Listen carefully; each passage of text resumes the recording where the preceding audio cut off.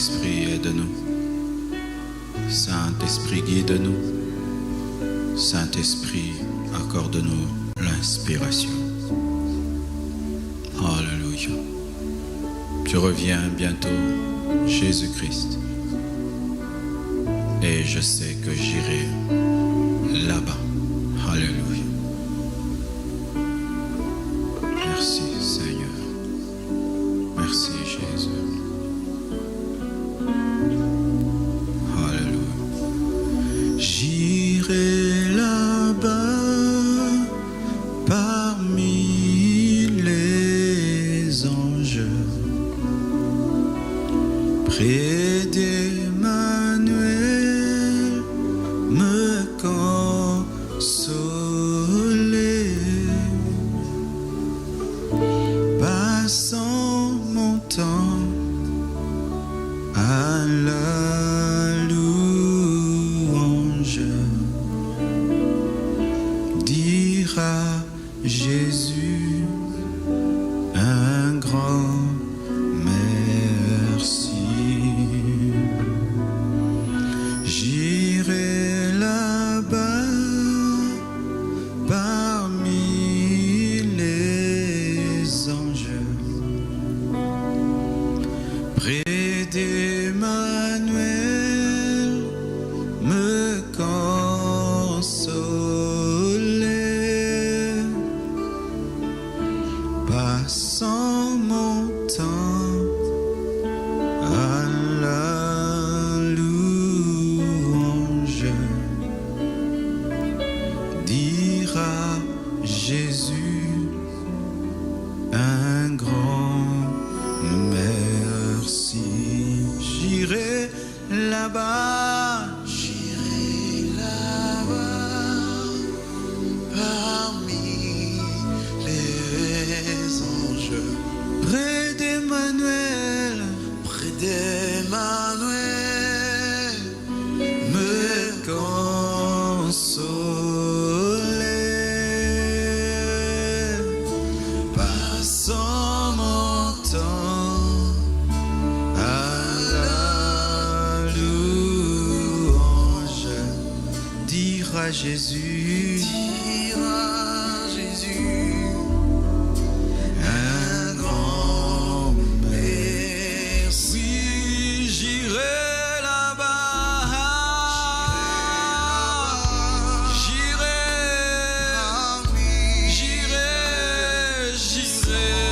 j'irai là-bas, près de Manuel, consoler,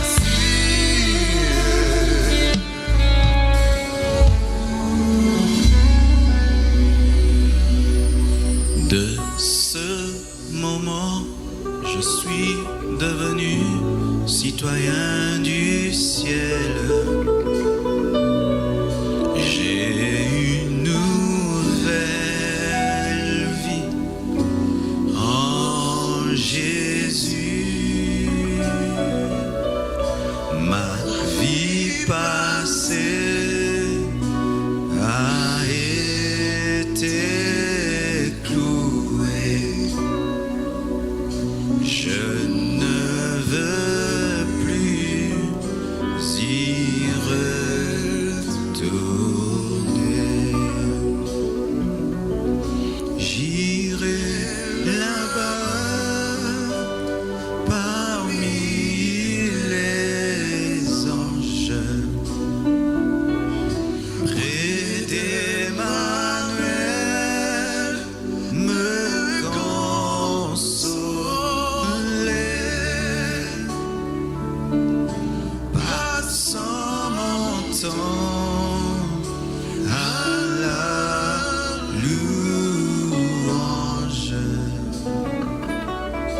dire à Jésus un grand merci. Oh, gloire à toi, Jésus. Gloire à toi, l'amour de ma vie, la source de ma paix, la source de ma joie, la source de ma force, la source de mon inspiration, la source de tout, Jésus. Je t'aime, je t'adore, je te magnifie. Je prie que tu bénisses cette conférence. Je prie que tu bénisses tous les hommes et les femmes qui seront connectés et qui deviennent inébranlables par ta puissance, par la puissance de ton esprit. Au-delà de ce que nous pensons et demandons, nous prions que ta grâce et ta faveur se manifestent.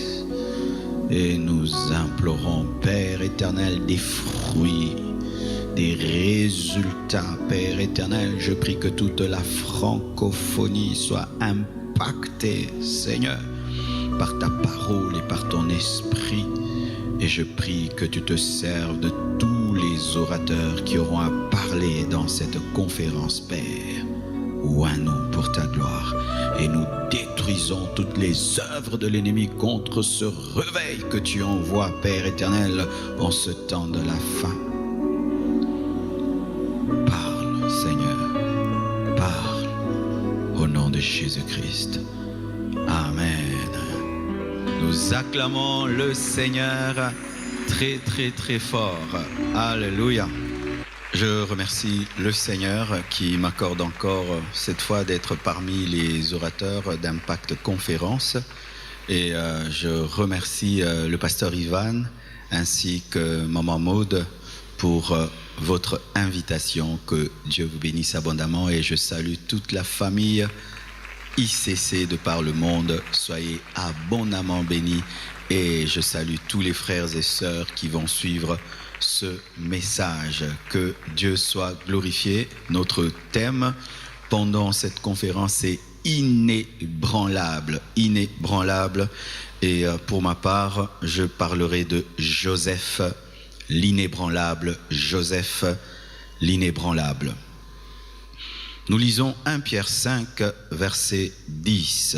La Bible dit: le Dieu de toute grâce qui vous a appelé en Jésus-Christ à sa gloire éternelle, après que vous aurez souffert un peu de temps, vous perfectionnera lui-même, vous affermira, vous fortifiera, vous rendra inébranlable. Deuxième passage, Genèse 50, versets 22 à 26. Joseph demeura en Égypte, lui et la maison de son père. Il vécut 110 ans. Joseph vit les fils d'Éphraïm jusqu'à la 3e génération, et les fils de Makir, fils de Manassé, naquirent sur ses genoux. Joseph dit à ses frères: je vais mourir, mais Dieu vous visitera et il vous fera remonter de ce pays-ci dans le pays qu'il a juré de donner à Abraham, à Isaac et à Jacob. Joseph fit jurer les fils d'Israël en disant: Dieu vous visitera et vous ferez remonter mes eaux loin d'ici. Joseph mourut âgé de 110 ans, on l'embauma et on le mit dans un cercueil en Égypte. Et pour comprendre tout le message, je vous prierai de lire Genèse 37, 38, 39, 45, 40, 41, 42 jusqu'à 50. Donc de Genèse 37 à Genèse 50, 13 chapitres. Ce n'est pas beaucoup, c'est un devoir à domicile. Voici comment je définis inébranlable. Être inébranlable, c'est tenir ferme en dépit des temps et des circonstances. C'est tenir ferme en dépit des combats, des luttes. C'est tenir ferme en dépit des épreuves. Aussi inébranlable, c'est le fait de bien finir, pas de bien commencer, de bien finir. Il ne faut pas seulement bien commencer, mais il faut bien finir. Celui qui ne finit pas bien n'est pas inébranlable. Bien finir, c'est le fait de garder la foi jusqu'au bout. Commencer dans la foi et mourir dans la foi. Commencer dans la foi et être enlevé par la foi, débuter dans la foi et finir dans la foi. C'est pourquoi j'ai pris l'exemple de Joseph. Joseph a commencé dans la foi et il est mort dans la foi. Il avait 110 ans et c'était un homme de foi jusqu'au bout, de sorte qu'il avait prophétisé sur sa mort et même sur ce qui arrivera après sa mort, que viendrait Moïse qui sortira Israël de l'Égypte, et il avait demandé qu'on puisse sortir ses eaux, et c'est ce que Moïse avait fait. Il est sorti avec les eaux de Joseph. Commencer dans la foi et finir dans la foi, différemment de Salomon, différemment du sacrificateur Élie, différemment de Samson qui ont mal fini. Donc Joseph est un exemple d'un homme inébranlable. Mais quand on parle d'un homme inébranlable, c'est un homme qui est passé par des épreuves, un homme qui est passé par des luttes, par des combats, par des maladies, par des tentations, par des choses qui ont tout fait pour le détacher de Dieu, mais en dépit de cela, cet homme est resté fidèle à Dieu. C'est pourquoi je parle de Joseph. Et Joseph a connu beaucoup d'épreuves, beaucoup de tentations, beaucoup de luttes, beaucoup de combats, mais en dépit de cela, jusqu'à 110 ans, Joseph était un prophète. Joseph pouvait connaître le futur. Il était connecté à Dieu. Il pouvait connaître le plan de Dieu. Joseph a connu ce que j'appelle les blessures des frères. Il a été jalousé par ses frères parce que Dieu lui avait révélé le futur, qu'il allait être plus grand que ses frères, aussi parce qu'il était aimé par Jacob plus que ses frères. C'était l'enfant préféré. Il avait une grande destinée, il avait des songes et les douleurs qui viennent par des frères et sœurs en Christ. Lorsque Dieu t'éprouvera et lorsque tu auras des luttes dans ta vie, sache ceci, que tes combats ne viendront pas seulement des païens, tes combats ne viendront pas seulement des démons et du diable, tes combats proviendront aussi des frères et sœurs en Christ. C'était ses propres frères. Judas était son frère, Ruben était son frère, et ceux-ci l'appelaient le faiseur de songes.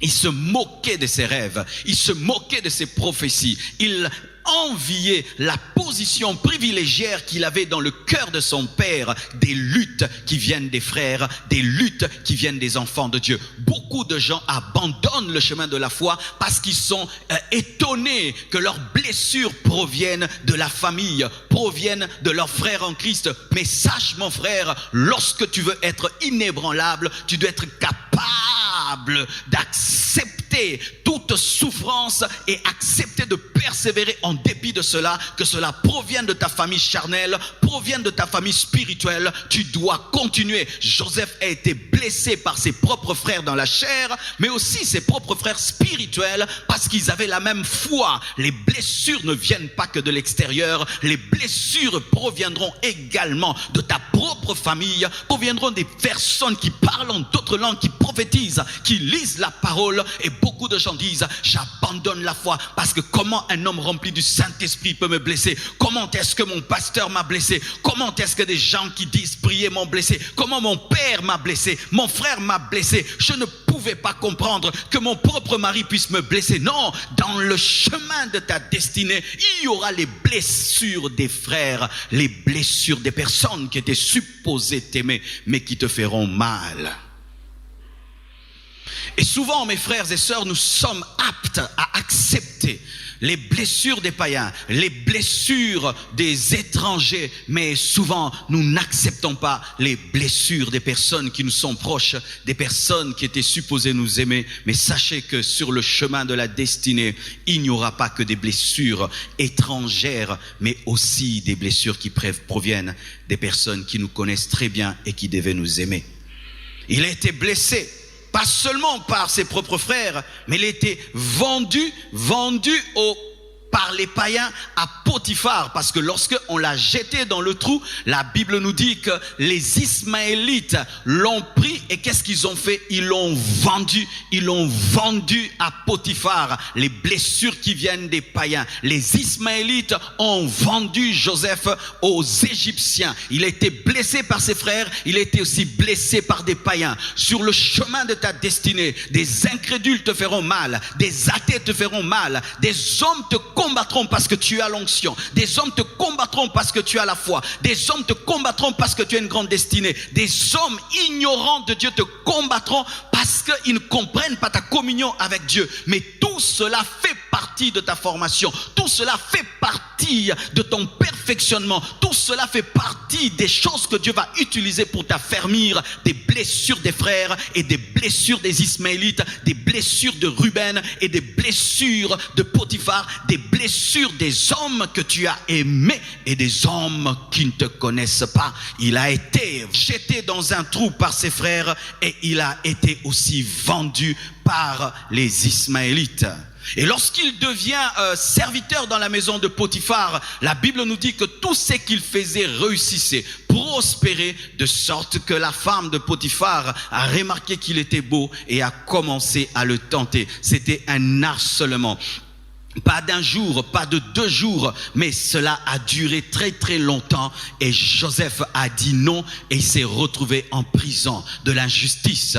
Il dit non à une femme et il se retrouve en prison. Il fallait que cette femme aille en prison, mais c'est lui qui va en prison. Sur le chemin de ta destinée, pour que tu deviennes inébranlable, tu connaîtras des injustices. C'est toi qui as raison, mais c'est toi qui es puni. C'est toi qui dis la vérité, mais c'est toi qui es rejeté. C'est toi qui crains Dieu, mais c'est toi qui es traité comme un païen. C'est toi qui as dit non, mais c'est toi qui finis en prison. Tu dois persévérer, tu dois continuer malgré les injustices. Je me parle à toutes les personnes qui subissent des injustices. Tu as refusé de voler, on t'a chassé de l'entreprise. Tu as refusé de donner ton corps à un homme, il refuse de t'épouser. Tu as refusé d'entrer dans la corruption et tu as perdu le poste. Tu as dit la vérité et tu as perdu tes amis. Tu vis dans l'intégrité et tout le monde te rejette.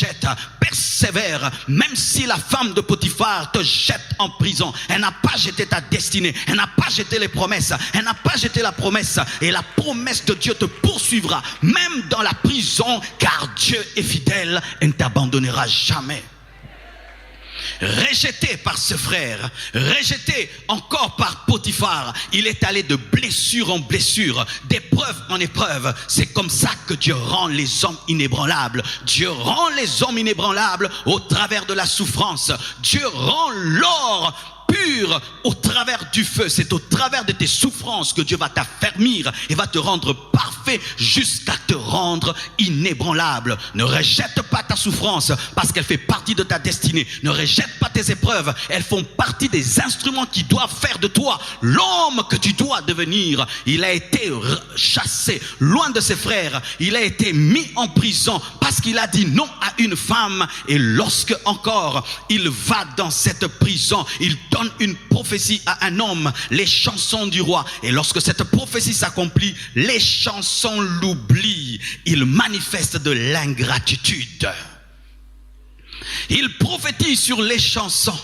Et c'est que Dieu lui a révélé s'accomplit. Il interprète son songe et les chansons l'oublient. Lorsqu'il est dans la gloire, il oublie son frère Joseph qui est en prison, son camarade de prison, celui qui était là pour lui expliquer les songes. Tu as aidé des hommes et ces hommes sont devenus grands. Ces hommes t'ont oublié. Tu as prié pour des hommes, ils sont devenus grands et ils t'ont oublié. Tu as fait des choses pour pour certaines personnes en secret et ces personnes t'ont oublié. N'abandonne pas l'amour, persévère, continue à croire en Dieu, car que les hommes te disent merci ou pas, il y a un Dieu fidèle au ciel. Je répète, que les hommes te disent merci ou pas, il y a un Dieu fidèle au ciel. Et si les chansons t'ont oublié, l'Éternel ne t'a pas oublié. Si les chansons t'ont oublié, l'Éternel ne t'a pas oublié. Et si les hommes sont ingrats, l'Éternel n'est jamais ingrat, car les chansons n'est pas Dieu, c'est l'Éternel qui est Dieu. Et continue à te connecter à lui et sa parole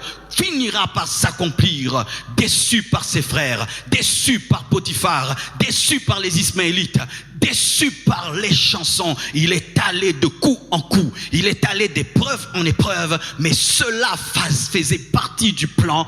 Quel plan? Le rendre inébranlable. Alléluia, j'aime ça, j'aime ça, j'aime ça. Et la Bible dit ceci: lorsque il a eu l'occasion, mes frères, de se venger, parce qu'après qu'il soit sorti par la grâce de Dieu de la prison et qu'il soit devenu ministre, ses frères sont venus en Égypte parce qu'ils avaient faim et il était devenu fort, il était devenu puissant, il pouvait se venger, mais au lieu de se venger, il a décidé de pardonner. Il avait une tentation, se venger, la tentation de se venger, la tentation de rendre le mal pour le mal, la tentation de mettre aussi ses frères en prison, de les jeter aussi dans un trou pour qu'ils ressentent ce qu'il avait senti. Mais il a refusé le chemin de la haine, il a refusé le chemin de la méchanceté et il est resté attaché à l'amour, pardonnant des personnes qui étaient prêtes à le tuer. Joseph est resté dans l'amour et lorsqu'il est devenu encore puissant, il n'a pas eu 2 femmes, il n'a pas eu 3 femmes parce que c'était un fils d'un polygame. Jacob, son père, était polygame, mais jamais vous ne lirez dans la parole que Joseph était devenu polygame. Il était sorti de ce lien de polygamie, alors qu'il devait dire je vais faire comme mon père, d'ailleurs je suis plus riche que mon père, mais en dépit du pouvoir, de la puissance qu'il avait reçue, il est resté fidèle à sa femme. Il avait épousé une égyptienne, il n'a pas dit maintenant je vais épouser une juive, il est resté fidèle à sa femme. Il a vaincu l'adultère, il a vaincu la polygamie, il a vaincu les liens de famille, il a vaincu la malédiction familiale. Il a été différent de son père et mieux que son père, car jamais Joseph n'a menti et jamais Joseph n'a eu une 2e femme. Alléluia, alléluia. Et il savait, étant un prophète, Joseph avait une épreuve. Il est allé esclave en Égypte et il a fait prospérer ses frères qui l'ont rejoint. Et ces gens ont commencé à bénéficier de sa communion avec Dieu. Et il a pu voir en esprit qu'il allait mourir et jamais n'allait expérimenter la promesse faite à Abraham. Mais il ne meurt pas attristé, mais il meurt prophétisant. Il a vaincu la tristesse, il a vaincu cet esprit qui nous pousse à dire Dieu tu m'as déçu, je me suis battu mais je n'ai pas vu. Mais non, il est heureux de mourir sachant que la promesse s'accomplira, même pas dans sa vie mais dans la vie des autres. Et alors il donne des os, non pas sur sa chair mais des os sur des ordres sur ses os. Même si je n'expérimenterai pas sa promesse, mais qu'au moins mes os puissent expérimenter la promesse. Même si vous allez expérimenter la promesse, mais que mes os, il n'est pas mort attristé. Jusqu'au bout il a gardé la foi, jusqu'au bout il a gardé le respect de Dieu, il est resté fidèle, attaché à Dieu jusqu'au bout, 110 ans prophétisant sur la sortie d'Israël et demandant que ses os puissent sortir avec eux. Comment un jeune homme peut atteindre cette dimension? Mes frères, il n'y a pas de secret dans les choses, il n'y a pas plutôt de hasard dans la vie chrétienne ou dans la marche avec Dieu. Lorsque tu vois un homme vivre d'une certaine manière, sache toujours, mon frère, qu'il a des secrets avec Dieu. Il a des choses que Dieu lui a enseignées. Il a des choses qu'il connaît. Il a des choses qu'il appréhende. Il a des choses qu'il maîtrise. Il a des choses que Dieu lui a enseignées. C'est pourquoi n'aime pas les résultats d'un homme, mais cherche à découvrir c'est comment, c'est quand et c'est pourquoi. Cherche à découvrir les clés qui engendrent les conséquences. Comment un jeune homme qui est parti jeune dans un pays étranger a pu garder la foi, garder l'amour. Comment il a pu faire? Quel était le secret de ce jeune homme? Comment il était inébranlable face à la tentation d'une belle femme, inébranlable face à la haine, au rejet, à l'envie, à la jalousie, inébranlable face à la tentation de faire comme son père, inébranlable face à la haine, la colère, inébranlable face à la rancune. Comment il a fait pour continuer à être fidèle à Dieu? Joseph, qu'est-ce que tu as fait? Voici, mes frères, la Bible nous dit ceci dans Genèse 50, versets 19 à 21. Joseph leur dit: soyez sans crainte, car suis-je à la place de Dieu?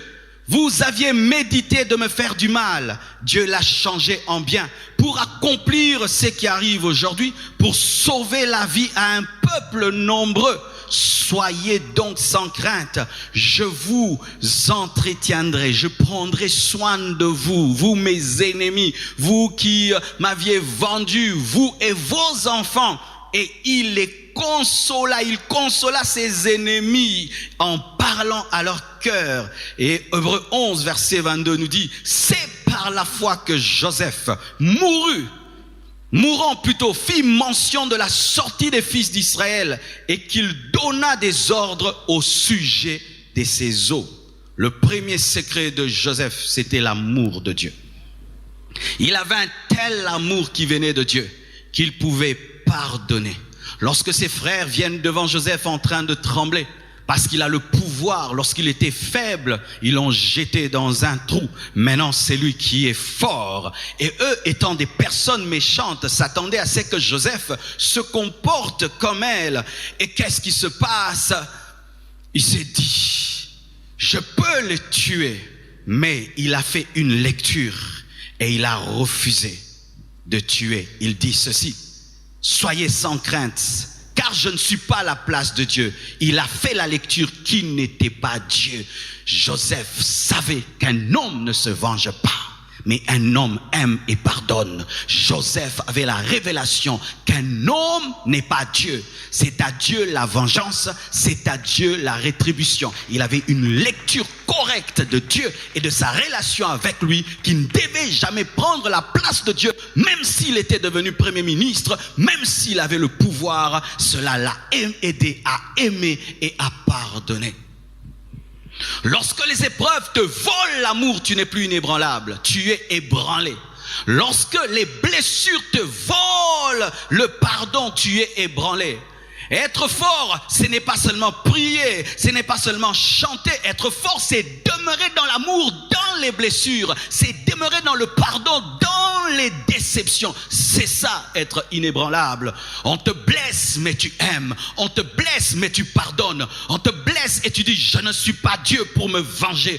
Dieu me vengera, mais moi je dois pardonner. À Dieu la vengeance, à Dieu la rétribution, à toi le pardon et l'amour.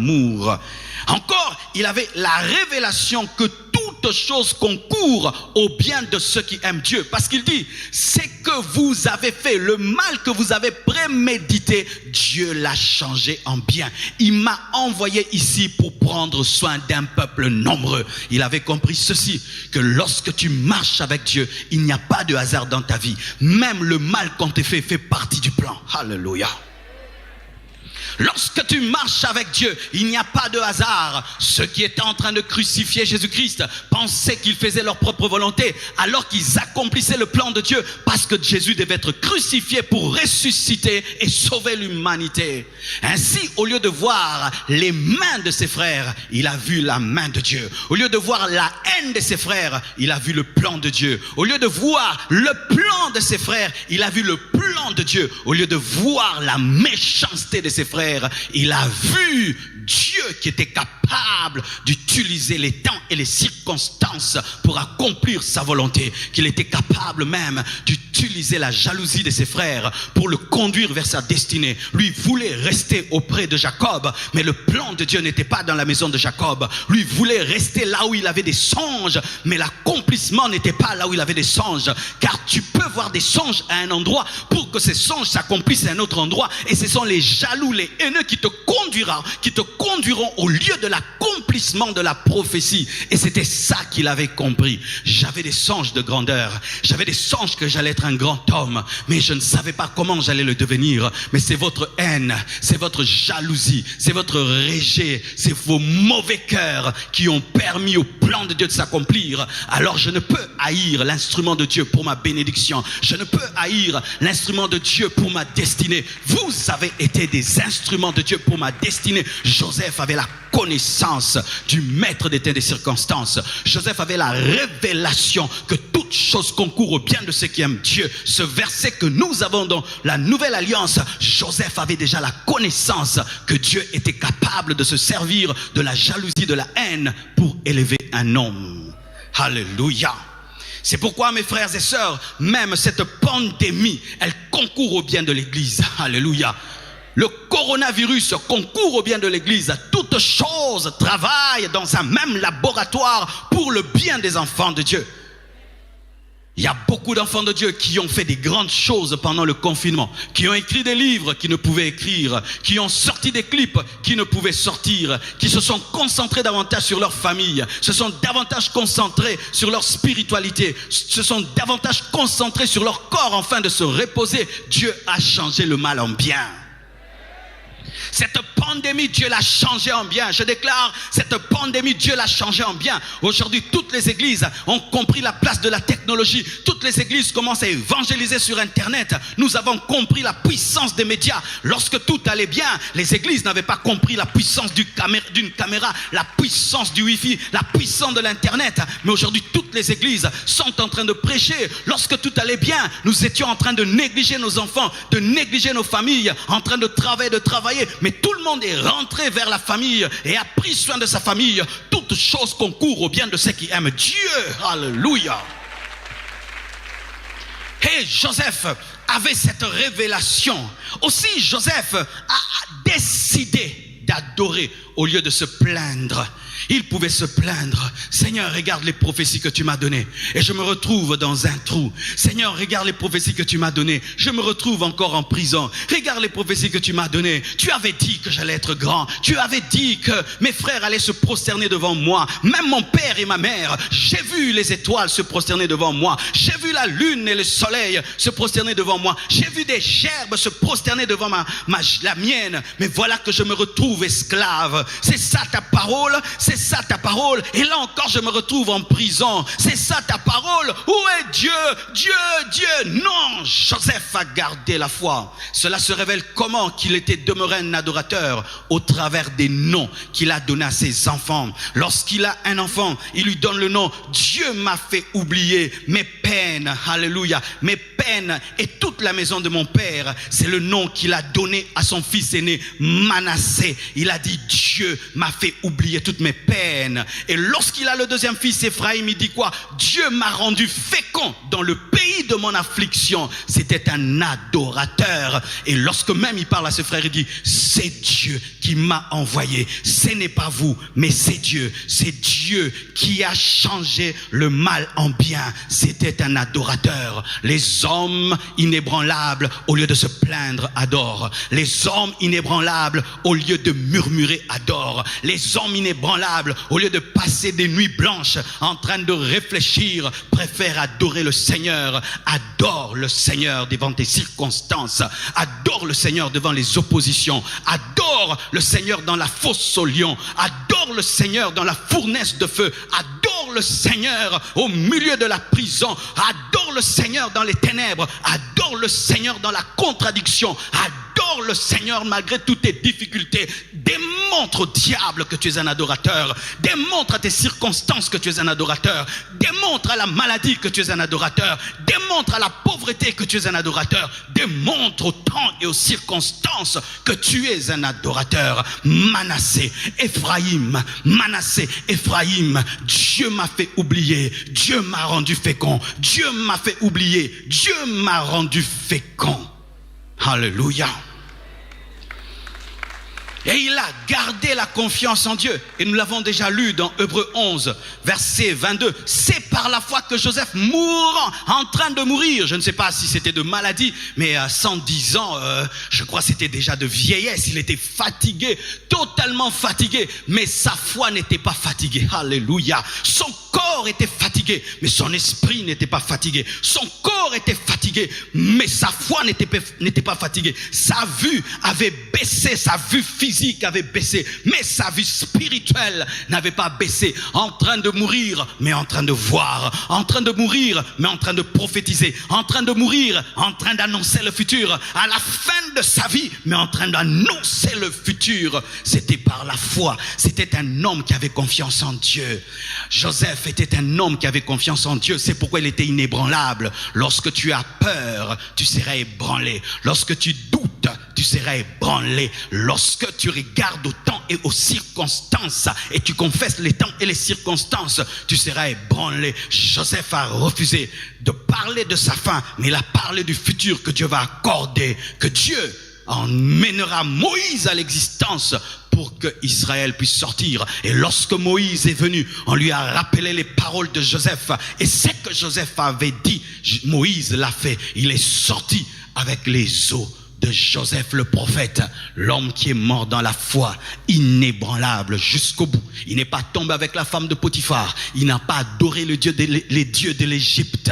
Il n'est pas tombé dans la haine. Il n'est pas tombé dans l'aigreur. Il n'est pas tombé dans la tristesse. Il est demeuré un adorateur. Pourquoi? C'était un homme qui laissait Dieu l'affermir, l'enseigner et le fortifier.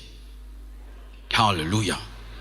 Un autre secret de Joseph, il avait l'esprit de service. Ça, c'est une caractéristique de Joseph qui me bénit et qui m'impressionne grandement. Lorsque vous lisez la parole de Dieu, vous allez remarquer que Joseph était tout le temps un serviteur. Tout le temps un serviteur. Même lorsqu'il a été jeté par ses frères dans un trou, c'est parce qu'il servait son père Jacob qui l'avait envoyé. Il servait son père et il est allé pour s'enquérir de la situation de ses frères. Il était au service de papa, il était au service de ses frères. Il était comme un médiateur entre son père et ses frères, entre ses frères et son père, comme Jésus-Christ. Et il est allé s'enquérir de leur situation. Et lorsque il se retrouve en Égypte, il est encore le serviteur de Potiphar. Et là, il ne travaille pas comme un esclave. Il travaille de tout son cœur, de sorte que Potiphar est béni au travers de lui. Et quand même il est jeté en prison, Joseph continue à servir qui? Les prisonniers. Et lorsque même il sort de la prison, il continue à servir Pharaon. Et lorsque ses frères viennent en Égypte, il continue à les servir à Goshen. De sorte même qu'il a dit, Dieu vous a envoyé, Dieu m'a envoyé vous précéder afin de prendre soin de vous. Je prendrai soin de vous. Joseph aimait prendre soin. Un homme qui se concentre sur ses problèmes sera ébranlé. Mais celui qui résout les problèmes des autres n'aura pas tout le temps conscience de ses problèmes. Et tu pourras continuer. Tu sais pourquoi tu es ébranlé? C'est parce que tu es égoïste. Tu ne sers personne. Tu ne travailles pour personne. Tu ne donnes la joie à personne. Le repos à personne. Toute ta vie est concentrée sur ta petite personne. C'est pourquoi tu es ébranlé. Les égoïstes finissent par être ébranlés. Les hommes qui ne servent pas finissent par être ébranlés. Mais en dépit de la prison, il a servi. En dépit de l'esclavage, il a servi. En dépit du rejet, il a servi. Il a même servi ses propres ennemis. Il a pris soin d'eux. Il leur a donné Goshen, alors que ces hommes lui avaient donné un trou. Eux lui ont donné un trou. Mais lui, il leur a donné Goshen. Continue à servir. Et il a servi Jésus. Comment? Parce qu'en servant Judas, il a permis à Judas d'engendrer David et permis à David d'engendrer Jésus-Christ qui est le lion de la tribu de Juda, mes frères et sœurs, sachez ceci, que lorsque vous servez un homme, ce n'est pas un homme que vous servez, mais vous êtes en train de servir Dieu au travers de cet homme. Lorsqu'il a sauvé Juda, il a permis à Jésus-Christ d'être le lion de la tribu de Juda. Il a permis à Jésus-Christ de venir au travers de David et qu'il soit appelé fils de David. Car si Joseph ne prend pas soin de Juda, Juda ne va pas engendrer David et Jésus ne sera pas appelé le fils de David. Et si David ne naît pas, comment est-ce que Joseph sera là et comment Joseph va prendre soin de Jésus? Alléluia!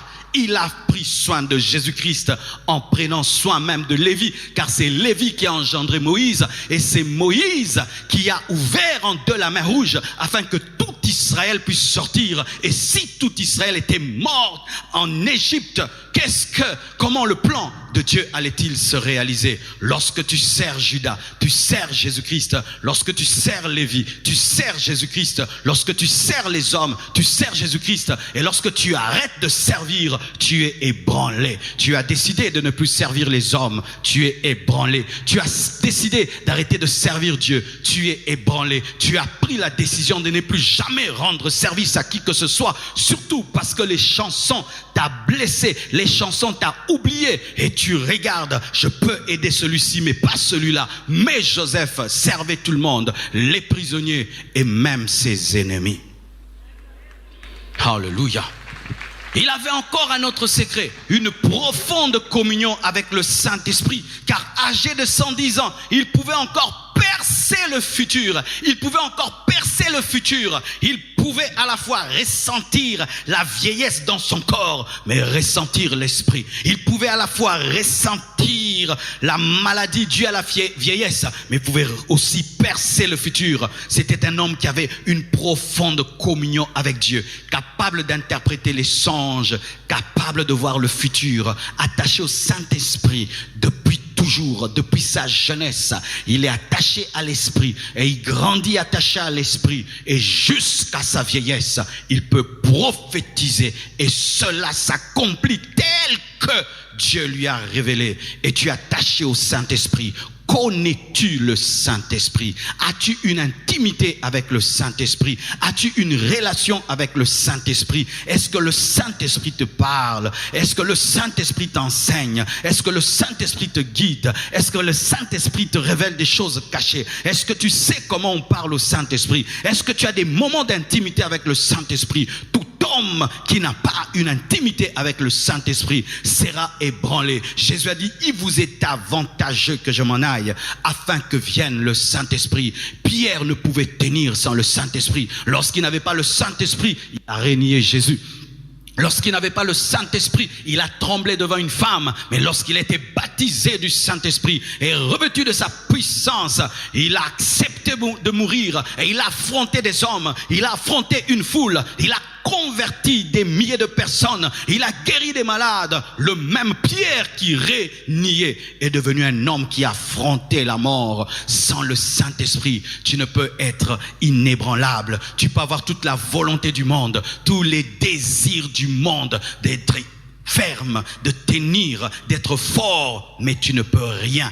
Un téléphone qui n'est pas chargé peut désirer, appeler, recevoir des vidéos et tout le reste, mais cela est impossible. Et un homme qui n'est pas rempli de l'esprit, un homme qui n'a pas l'intimité avec le Saint-Esprit, il peut dire, Jésus, je ne te trahirai pas, je mourrai pour toi, mais quand viendra l'épreuve, quand viendra la tentation, cet homme certainement tombera, car tu auras la volonté, mais tu n'auras pas le pouvoir. Tu n'auras pas le pouvoir, tu auras le désir, mais tu n'auras pas la force.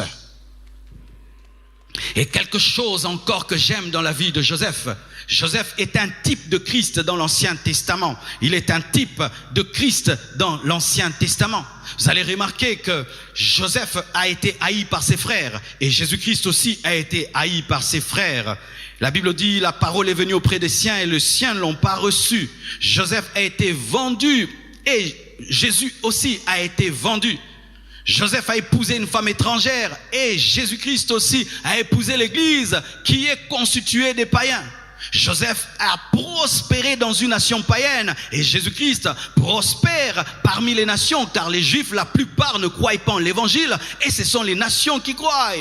Joseph a annoncé sa mort et Jésus-Christ aussi a annoncé la sienne. Joseph a connu une sorte de résurrection parce que après sa mort, ses os sont sortis de l'Égypte et Jésus-Christ est mort et après 3 jours, il est ressuscité. Vous voyez, il y a des similitudes entre Joseph et Jésus-Christ. Pourquoi? Parce que Joseph est un type de Christ dans l'ancienne alliance. C'est un type, une image, une ombre en soi. Même si cet homme, Joseph, n'avait pas vécu au temps de la crucifixion, au temps de la manifestation de Jésus-Christ, mais par espérance, cet homme croyait en Christ. Le secret de Joseph, c'était un homme qui voulait ressembler à Dieu. Et nous savons qu'il y a Jésus-Christ, l'effort de ressembler à Dieu. Par la puissance du Saint-Esprit, tu veux être inébranlable, tu dois chercher à être disciple de Jésus. Tu dois être chrétien, pas aller à l'église d'abord, mais être chrétien. Donner ta vie à Christ et obéir à sa parole et laisser le Saint-Esprit te transformer en son image. Aujourd'hui, les chrétiens veulent ressembler à des hommes de Dieu, veulent ressembler au monde. L'image, le modèle, c'est Jésus-Christ. Le standard, c'est Jésus-Christ. Il faudrait que quand on te voit, on dit, il parle comme Jésus-Christ, il réagit comme Jésus-Christ, il pense comme Jésus-Christ, il fait comme Jésus-Christ. Regardez la vie de Joseph, un homme qui n'a pas été au temps de la grâce, mais des similitudes avec Jésus-Christ. À combien de plus forte raison, nous qui avons le Saint-Esprit en nous et qui avons connu la mort et la résurrection de Jésus-Christ, devons-nous lui ressembler? Un homme qui ne cherche pas à ressembler à Jésus-Christ abandonnera le chemin de la foi. Un homme qui n'a pas Jésus-Christ comme modèle ne peut demeurer dans l'amour. Un homme qui n'a pas Jésus-Christ comme modèle ne peut demeurer dans la persévérance. Un homme qui n'a pas Jésus-Christ comme modèle ne peut demeurer dans la sanctification, ne peut vaincre la tentation. Un homme qui n'a pas Jésus-Christ comme modèle ne peut tenir devant les assauts des ténèbres, les puissances sataniques. Qui est ton modèle? Qui est ton exemple? Tu ressembles à qui? Tu ressembles à qui? Tu ressembles à qui? Tu ressembles à qui? Les chrétiens n'ont jamais dit qu'ils étaient des chrétiens. Ce sont les païens qui ont dit, ils sont des chrétiens. Ils ressemblent à Jésus-Christ. Alléluia. Et la parole de Dieu nous dit, dans 1 Pierre 5, verset 10, le Dieu de toute grâce, qui vous a appelé en Jésus-Christ. La première chose pour être inébranlable, il faudrait être appelé à Jésus-Christ. Il faudrait que tu sois appelé et que tu répondes à l'appel de Jésus-Christ. Et la deuxième chose, après que vous aurez souffert un peu de temps, tu dois accepter de souffrir pour ta foi, d'être persécuté pour ta foi. Après l'appel, c'est la souffrance. Après l'appel, c'est la persécution. Après l'appel, c'est la persécution. Ce terme persécution doit revenir dans les églises. Être persécuté pour sa foi, persécuté pour Christ. Après que vous ayez souffert un peu de temps, vous perfectionnera lui-même. Tu dois accepter que Dieu te révèle tes défauts, tes erreurs. Des chrétiens qui tout le temps se déclarent parfaits. Moi, j'ai pas de défauts. Moi, je n'ai pas de défauts. Moi, j'ai pas de défauts. Moi, j'ai pas de défauts. Des chrétiens qui ont monsieur raison. Monsieur raison, il n'a jamais tort. On te conseille, tu as toujours quelque chose à redire. On te corrige, tu te fâches. On te discipline, tu te fâches. Vous perfectionnera lui-même, vous affermira. Oui, il y a les affermissements que nous recevons à l'église, mais il y a aussi l'affermissement par l'école de la vie, où il te rend enraciné, il t'enracine dans sa parole. Et vous savez comment est-ce que on enracine le palmier? C'est par les vents. Et les vents, plus le vent souffle sur le palmier, plus il s'enracine. Et c'est ce qu'il veut faire dans ta vie, t'enraciner au travers des épreuves. Et cette épreuve du confinement, cette épreuve avec la Covid, avec le coronavirus, nous a enracinés. Oui, les vrais chrétiens ont été enracinés, les faux chrétiens ont été déracinés. Ceux qui avaient bâti leur vie sur le roc ont été davantage enracinés et ils sont sortis vainqueurs de ce confinement, rayonnant plus qu'avant, plus qu'avant, plus puissant, plus qu'avant. Pourquoi? Parce que l'épreuve dans la vie d'un enfant de Dieu l'affermit et le fortifie. Il vous fortifiera. Il vous fortifiera. Mon frère, toi qui te sens faible, viens auprès de Jésus-Christ, il te fortifiera. Tu sens le désir d'abandonner, viens auprès de Jésus-Christ, il te fortifiera et te rendra inébranlable.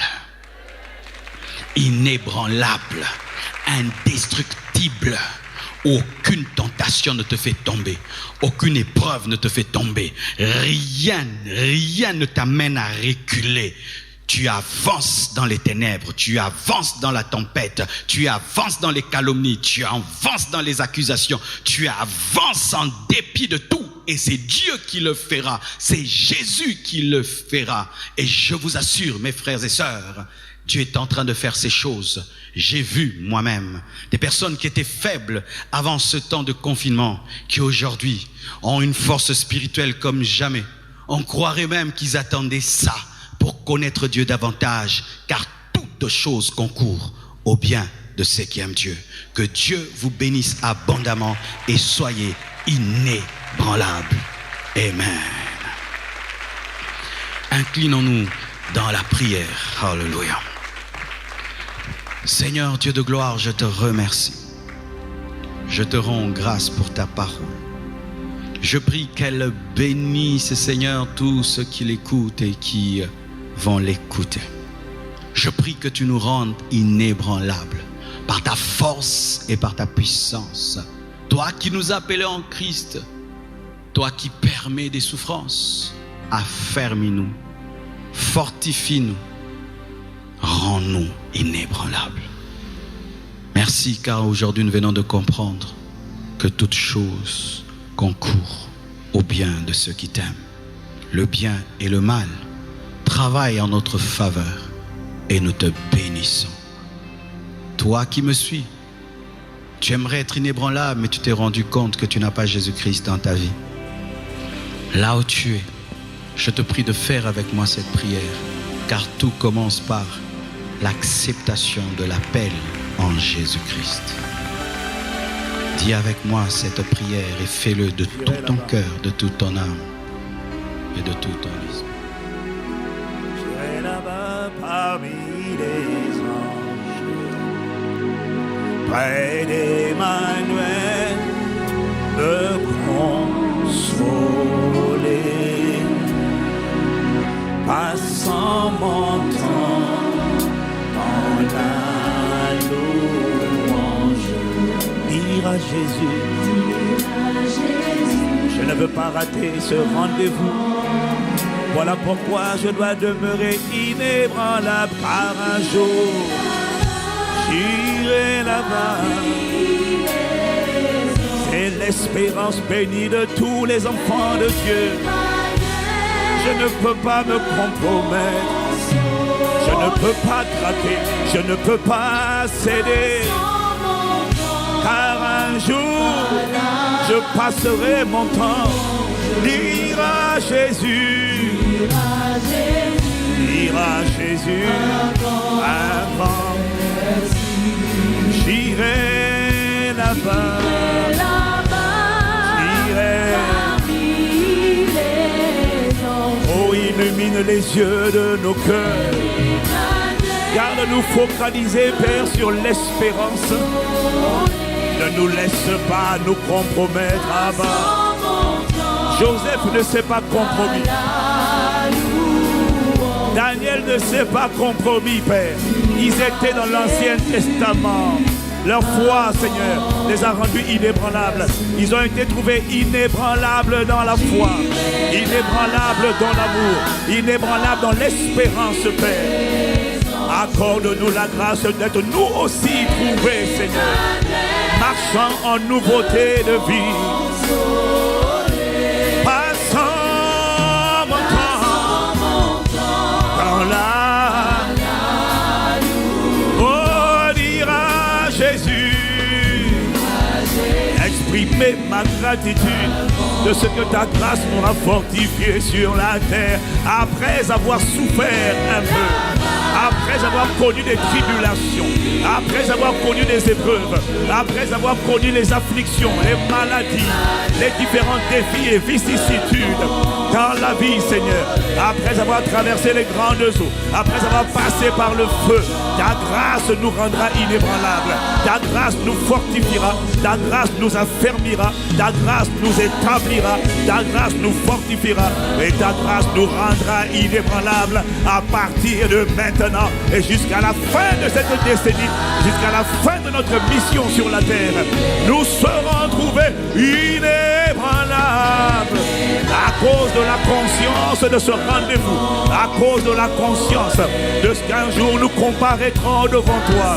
Non, par ta grâce, nous ne comparaîtrons pas confus, nous ne comparaîtrons pas embarrassés. Non, Père, et ce jour-là, nous dirons merci de ce que ta grâce, un grand merci, car j'irai là-bas. Oh, là où mes yeux, comme ceux de Samson, avaient été crevés, illumine les yeux de nos cœurs, ouvre les yeux de nos cœurs, ouvre les yeux de nos cœurs. Là où nous étions compromis, nous avions été ébranlés, là où nos yeux avaient été percés, notre foi avait été ébranlée, nos fondements ont été dynamités. Nous te prions, Père, illumine les yeux de nos cœurs, parce qu'une chose est certaine, c'est qu'un jour je comparaîtrai, un jour tu comparaîtras devant le tribunal de Christ. Oh, accorde-nous la grâce ce jour-là d'être du bon côté, du côté des brebis et non des boucs, du côté de ceux que tu auras agréés et non rejetés. Oh, nous te supplions, rends-nous conscients de notre espérance. Accorde-nous la grâce de tenir ferme, quels que soient les vents et les tempêtes de la vie, car un jour j'irai là-bas. À cause de cette perspective, à cause de cette vérité, Père, ne nous laisse pas d'autre choix désormais. Là où quelqu'un était tombé, relève-le. Là où quelqu'un était courbé, redresse-le. Là où quelqu'un était perdu, ramène-le. Là où quelqu'un s'était égaré, retrouve-le. Là où quelqu'un s'était éloigné, récupère, nous te prions. Car un jour, je dois y aller, je dois y aller. Me consoler. Il n'y aura plus de pleurs, il n'y aura plus de mort, la mort ne sera plus, les pleurs ne seront plus. Bien-aimés, ceux qui se moquent de toi aujourd'hui seront dans la confusion, parce que toi et moi nous aurons choisi la bonne part.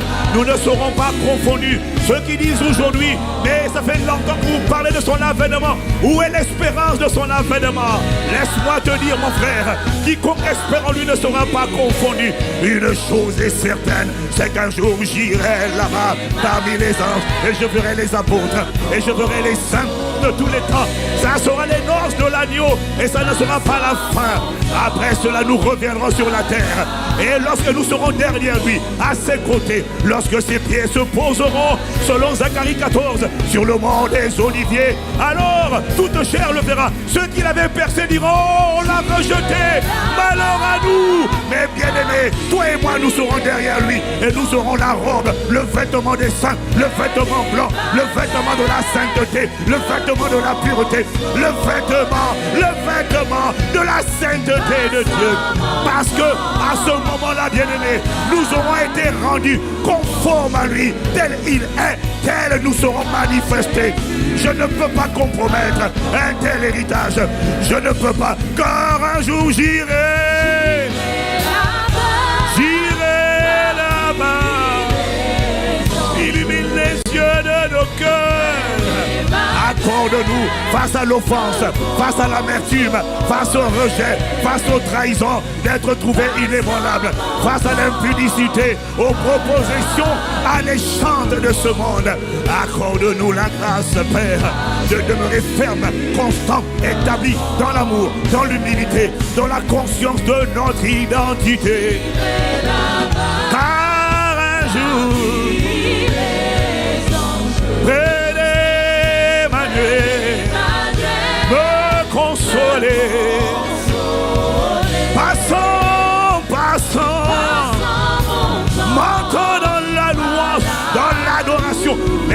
en attendant de revenir gouverner, mon frère. C'est en attendant de venir manifester le règne visible qu'on appellera le règne millénaire, ensuite le règne éternel. Oh, tu ne peux pas brader, tu ne peux pas négliger un si grand salut. Prenez Emmanuel. Passons mon temps, illumine les yeux de mon cœur, rends-moi conscient de mon espérance, celle qui s'attache à mon salut. Oh, dira Jésus, encore une fois, un jour j'irai. Ceux qui ont cette espérance se sanctifient. Ceux qui ont cette espérance restent inébranlables. Ceux qui ont cette espérance ne se compromettent pas. Ceux qui ont cette vision céleste, tu ne peux pas. Joseph l'avait. Joseph l'avait. Daniel l'avait. Voilà pourquoi il a refusé de se souiller avec les mets du roi. Parce qu'il avait la conscience de l'espérance. Un jour j'irai.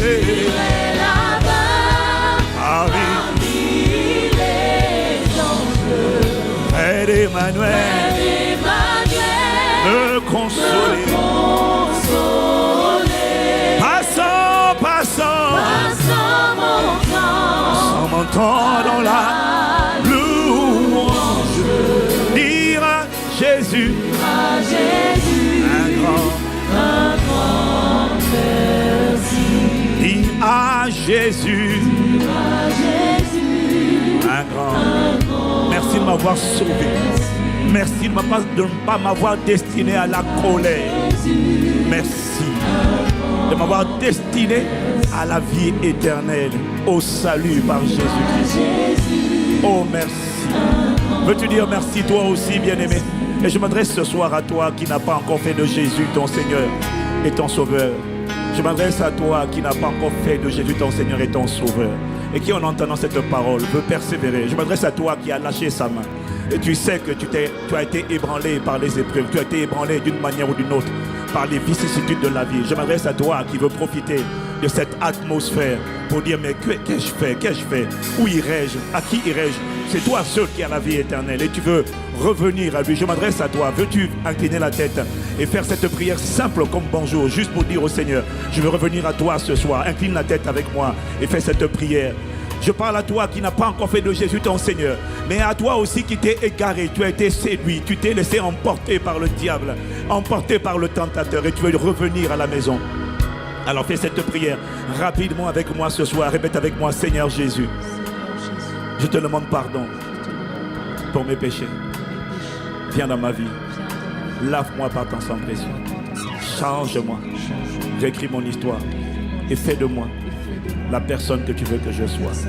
Dans le nom de Jésus, à partir d'aujourd'hui, je crois que tu es désormais mon Sauveur et mon Seigneur, au nom de Jésus. Et que mon nom est inscrit dans les cieux, dans le livre de vie, au nom de Jésus. Amen, amen, amen, amen, amen. Amen, amen, amen.